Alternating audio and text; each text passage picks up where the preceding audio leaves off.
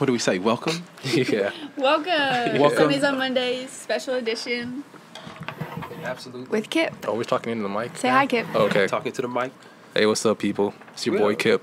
Absolutely. Like Grace said, this is a special edition, Sundays on Mondays. Impromptu.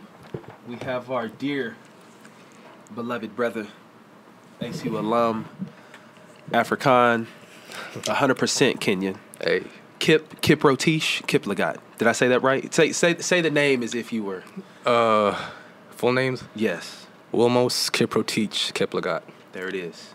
So we invited Kip into the studio. Hilarious. We invited Kip into the studio because we just wanted to just hear from him. We didn't want him to come back and us not to get to document it and talk about kind of life updates and what he has going on. So, yeah. Kip, I guess first question is, introduce yourself to the people. Who are you? All right, for those who don't know me, my name is Kip. Graduated class of 2016 May. Let's see. I used to work with ASA as an ad PR for like a year. And now, yeah, I'm just living life. Yeah. Where are you born and raised? Born in Kenya. Moved to America when I was 3. Stayed here in Abilene until I was about 10. Right. Moved back to Kenya until I was like 21, 20. Then came back to ACU. And, you know, Abilene's been home for me, so, yeah. Why did you move so much? Well, my dad got a scholarship to come to ACU and do Bible and ministry, and he brought all of us here with him. So once he finished doing his thing, he wanted to go back to Kenya and do missionary work back in Kenya. So, you know, we had to move back with him. And growing up in Abilene, like, to me, Abilene was home. So for the longest time, I always wanted to come back. And finally, when I finished high school and everything, I was able to come back and do my undergraduate here. There it is. So we understand that there's a lot more to the story, your college experience and all of that, but we're going to zoom straight through that and just kind of get to what were your plans after you graduated from ACU? What did you plan on doing?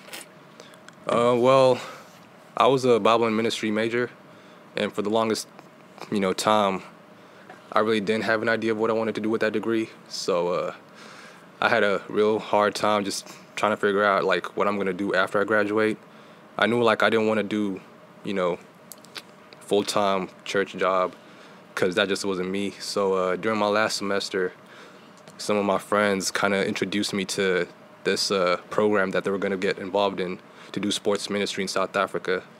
And so at that time, it seemed like a really good thing to do because I'm passionate about sports, soccer specifically, and they were going to be doing a lot of soccer things down in South Africa. So they convinced me, and after I graduated, I was able to like talk with a couple of the advisors who were involved with that program. They got me on board, and for the rest of the 2016, I just like worked here with the church and the Boys and Girls Club as I prepared myself to go and do sports ministry in South Africa. Got you. Yeah. No, okay. Sorry, that was weird. Yeah. Yes, no, I hear you. So you get it. You know you're going to South Africa. You raise money. Mm-hmm. You prepare yourself. Parents know you're going to be there. Friends know you're going to be there. Mm-hmm. And so when you take that step to go to South Africa, what happens? So when I went back home, I had to apply for a visa to go to South Africa. And everyone thought it was going to be an easy thing because, once you make it in America, like, going anywhere else should be so easy. So that's what we all thought. But apparently things didn't play out like that. I applied twice to go to South Africa for a volunteer visa, but both of the times they got denied.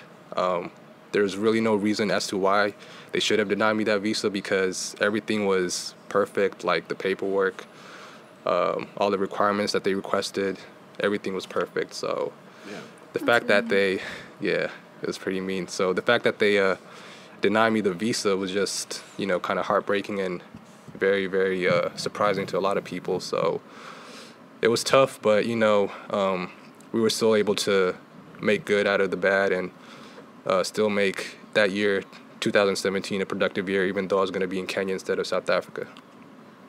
Does that happen a lot in South Africa? Because, Kulu? Yeah. Yeah, she couldn't come back last semester for a few weeks because they just wouldn't let her leave. Something about her visa. And, she's back now, but is that, just a South Africa thing, or? I really don't know, but I do know that there has been records of just, people struggling with getting visas for South Africa for various reasons. But the thing is, we had a team of 5 people, scheduled to go down to South Africa. And 2 of the teammates got their visas in 3 days. The other 2 got theirs denied, and me included, I got mine denied. So it's just weird how we all had the same paperwork. We all had the same things that they requested, yet 2 out of the 5 got theirs accepted and the rest of us got denied. So it's just a really strange scenario. Right. So is the hope of going to South Africa and to complete that ministry over? Or was there things that you did kind of for that time where your 3 out of the 5 were in South Africa? What did you do during that time? For now, well, I think the hope of going back to South Africa is kind of out of the picture because it was a 1-year commitment. So we're at the end of the year and they officially closed everything in November. Oh man. So for us, or for me, it's done. For most of the teammates, it's done as well. Right. But the fact that, the NGO that we're going to be working with in South Africa, they're still doing ministry down there. So they're open to, having us back. NGO for the people? It's a non-governmental organization. Okay. And the organization we were working with is Kingdom DNA. It's led by a guy called Casper Steenkamp. He was actually an alumni from ACU, and he's a South African native, so he decided to go do that in South Africa. But for us, for the most of the team members, we just wanted to do a 1-year commitment, and since it's over, they just want to pursue different aspects of life now. Yeah. So what's next for Kip? What's next for me is I'm looking into grad school. As I said, I'm passionate about sports, so I want to do sports management and, get into the soccer industry. Hopefully that works out, but at the same time, I still want to see if I can pursue a professional career playing soccer. Okay, expound on that a little bit more. We want the people to know who to root for or how to support you. As of now, it's just trying to attend open tryouts as much as I can. Hopefully, even though I have this limited amount of time to, get myself out there into this industry, I'm just hoping that, things can open up during these tryouts and I can finally, come across a team that values me and values what I can offer to the team and, bring me on board and making this dream come true. Right. Got you. Yeah. So Grace offered her services if you need a trainer for soccer. All right. Little yoga over here and there. Right. Did you have any other questions? Are your glasses Ray-Bans? Yes, they are. Okay. We got the same glasses. Hey. That's all. Right. So speaking of soccer, before we let you go, we couldn't let you talk about soccer and your passion and not ask you about the World Cup. Yeah. Who's your money on? What country? Oh, wow. I really want to support France. Argentina, of course. It'd be amazing to see Messi win it with his country. Because he never wins the big game, does he? Yeah, he never wins the big game, but, he's one of just the most talented people I've ever seen play with a soccer ball. So I'd really enjoy to see him win it, but I don't think Germany's going to win it. I really don't want them to. Mm-hmm. They just play boring soccer to me. Oh, man. Does Kenya have a team? Oh, wow. Oh, that's a joke. My bad. Oh, wow. Don't even speak about Kenya, man. We're whack, so. I'm sorry. Waiting for Kip.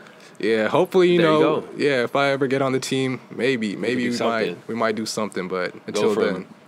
Whack to non-whack, at least. Hey, at least something, at least African Cup, at least. That'll work. Well, Kip, that was short and sweet, and appreciate the update. Hopefully we can post this for the world to see why Kip is back at ACU or whatever. He's here for a little while, so be sure to get your Kip fix in before he is off to bigger and better things. Yeah, that's it. There you go. All right, peace. Thanks, guys, and be sure to follow Kip on Instagram at KIPPPP. PP. Oh man.